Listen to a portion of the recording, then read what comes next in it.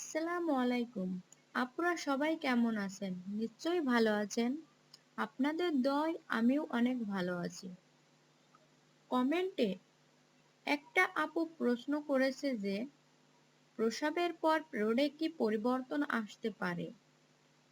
প্রসবের পর নিশ্চয়ই পরিবর্তন আসতে পারে, কারণ বাচ্চা জন্মদানের পর নতুন মায়েদের পিরিয়ডের সাইকেল অনেক পরিবর্তন আসে। অনেকেই যেমন দেরিতে পিরিয়ড শুরু হয়, আবার অনেকের অনেক দেরিতে এই পরিবর্তন আসতে পারে। এমনটা অনেক কারণেও হয়ে থাকে, তবে এই রকম হওয়াটার পেছনে কোনো অস্বাভাবিকতা নেই, কারণ এ কারণে চিন্তা করার কোনো কারণ নেই। প্রসবের পর কোনো নিয়ম না মেনেই যে কোনো সময় পিরিয়ড শুরু হয়ে যেতে পারে। এমনকি প্রথম পিরিয়ড বাচ্চা জন্মদানের 6 থেকে 7 সপ্তাহের পরও হতে পারে।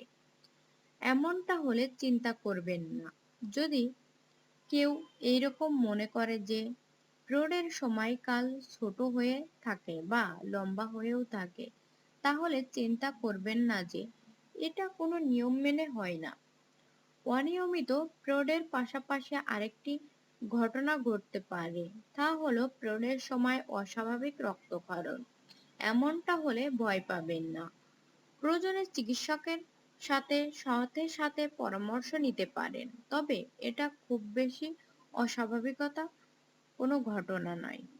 কারোর কারোর ক্ষেত্রে পিরিয়ডের সময় খুব যন্ত্রণা হতে পারে, সেই সঙ্গে মাথা ঘোরানো, অস্বাভাবিক বমি বা খিটমিটে লক্ষণও দেখা দিতে পারে।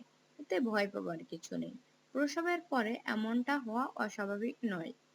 ব্রেস্ট ফিডিং যারা করেন তারা মূলত মায়েদের শরীরে প্রোল্যাকটিন নামক এক ধরনের হরমোন ক্ষরিত হয়, যে কারণে অনেক সময় পিরিয়ডের সাইকেলে নানা রকম পরিবর্তন আসে। তবে কিছু সময় পর থেকে এটা স্বাভাবিকভাবে শুরু হতে থাকে। যদি বেশি সমস্যা হয় বা কখন ডাক্তারের কাছে যেতে হবে বা ডাক্তারকে জানাতে হবে। প্রসবের পর প্রথম দিকে পিরিয়ড অতিরিক্ত রক্তক্ষরণ বা যন্ত্রণা হতে পারে। যদি যতটা বেশি হয় তার থেকে প্রতি ঘন্টায় খুব বেশি ঘন ঘন প্যাড পাল্টাতে হচ্ছে, তাহলে ডাক্তারকে জানাতে হবে।